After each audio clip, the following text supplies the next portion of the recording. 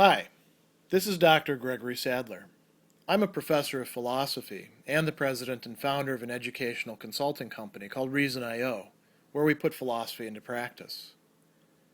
I've studied and taught philosophy for over 20 years, and I find that many people run into difficulties reading classic philosophical texts. Sometimes it's the way things are said or how the text is structured. But the concepts themselves are not always that complicated, and that's where I come in. To help students and lifelong learners, I've been producing longer lecture videos and posting them to YouTube. Many viewers say they find them useful. What you're currently watching is part of a new series of shorter videos, each of them focused on one core concept from an important philosophical text. I hope you find it useful as well. In his famous spiritual autobiography, The Confessions, in Book 2, should be Book 2, not Chapter 2, St. Augustine recalls an incident that's often called the incident of the Pear Tree, which takes place when he is really not quite a young man, he's still a youth. And what we would call this nowadays is juvenile delinquency. He is out with a bunch of friends, and these are troublemakers, but he's kind of a troublemaker as well. And on the way home, these are kids who have already gotten in trouble, before. On the way home, they see a pear tree, and they say, let's rob that pear tree. We're not actually going to eat the pears, we'll just take a few bites, and we'll throw the rest to the pigs. And what's wrong with this? Well, it's not their pear tree, so this is an act of theft. And theft was taken very seriously in ancient times. We tend to have a bit more of a lackadaisical attitude towards theft and towards property than ancients did. For Augustine, this was something that was definitely wrong. And the question that he's asking himself is one about basic human motivation. What is it that makes us do wrong things? So he's extrapolating from this incident. He's using it as an example to try to figure out what drives us. What drives us to do the wrong thing? So he's asking himself this question, why?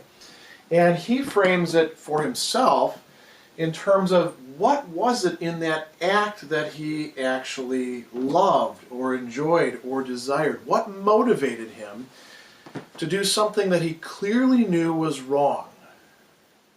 So that's a very interesting question to begin with. And he carries out this analysis of what was going on in his mind, comparing his own case to that of others.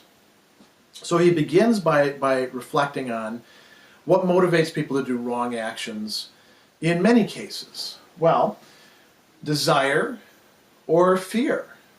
Desire to have certain goods, which, it's wrong for us to have, not in themselves, but at that time, or in that way, or because of the things that we have to do in order to get them. Or fear of losing the goods that we have, fear of not enjoying future goods that we have lined up for ourselves or we're anticipating. What are the sort of things that we feel this towards? Well, wealth is one example. People do a lot of bad things for money or to hold on to money. Fame, honor, pleasure, beautiful things, and security. So these provide a sufficient explanation when somebody does something wrong. You can ask yourself, why did that person kill that other person? Well, he thought that they were going to kill him. He was afraid. Or he wanted to get the inheritance of the person whose will he was in, who he poisoned, so wealth.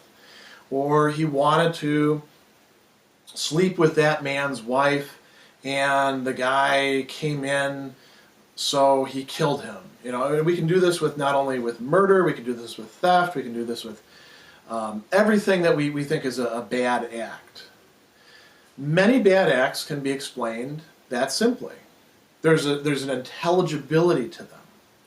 So Augustine is looking at this particular act, and he says, well, what about these pears?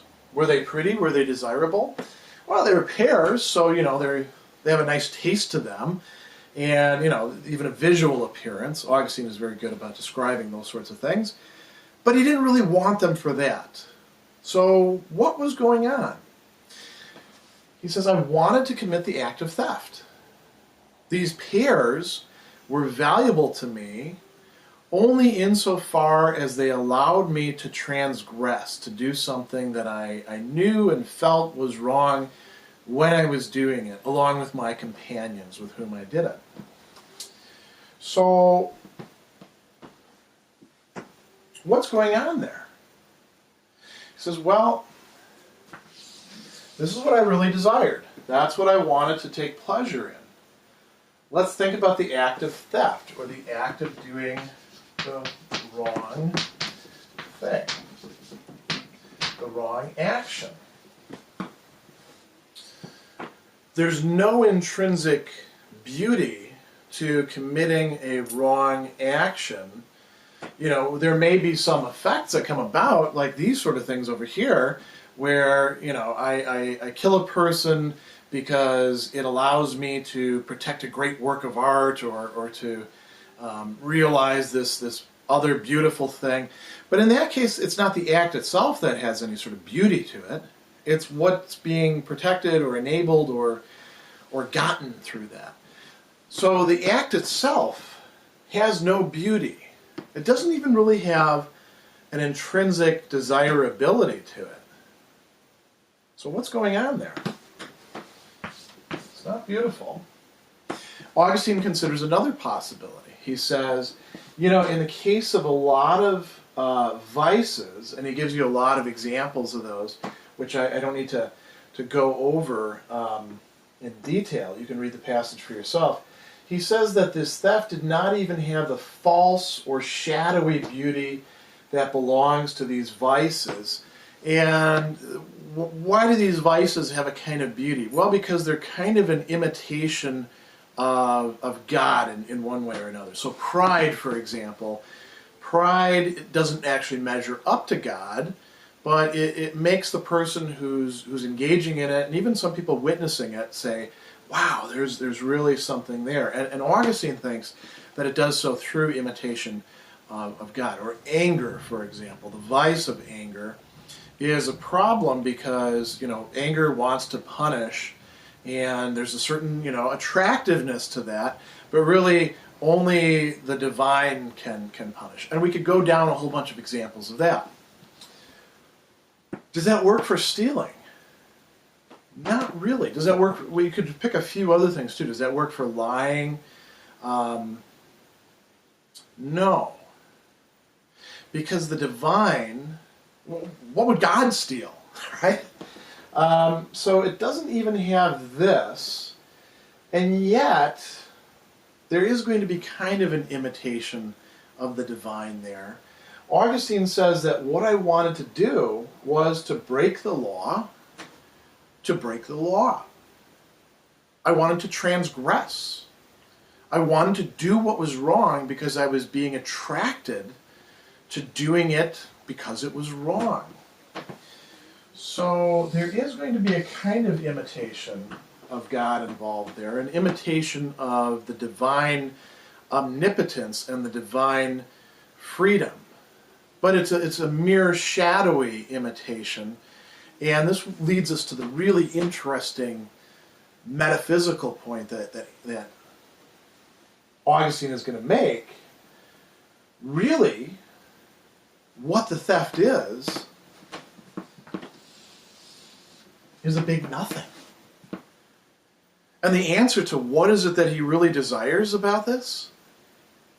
Nothing. You might say, well, how can he have any sort of desire then? What can be motivating him? Well, this is where Augustine is doing something really interesting when it comes to the metaphysics of human action. We are capable of turning ourselves away from higher goods and towards lesser goods, and even making that turning itself to be something that we sort of invest ourselves in, that we want for its own sake. And when we do that, we are, you might say, participating in a kind of nothingness. The story gets even more interesting because he'll say a little bit after that, and I've run out of room on the chalkboard, but it's going to involve another nothing. He says, well, why the hell did I do it then? And he's reconsidering it, and he's trying to, expand it to encompass the entire situation. He says, well, I was doing it with my companions, and this isn't something that I would have done by myself. As screwed up as I was, I would not have actually sought out that nothing on my own. So companionship. Now, does that put us back here? No, because what was the companionship in? It was in doing the wrong things. So that companionship itself, he says, is a nothing. There's two nothings there. The act itself of theft and the companionship. And these two nothings, you might say, well, how do they differ? Well, they don't differ in anything. They're actually, you might say nothing squared. This is what led him to do what he did. Does this provide a full, adequate explanation for a human action? Does it provide complete intelligibility the way that's saying, well, he did it for the sake of honor? Does. Augustine says no. But this is actually an achievement in understanding the way human beings make decisions, function, work things out. It's one of the potentialities that we have for going wrong. So, to sum up, why did Augustine steal the pears? Ultimately, because we're able to turn ourselves towards nothing.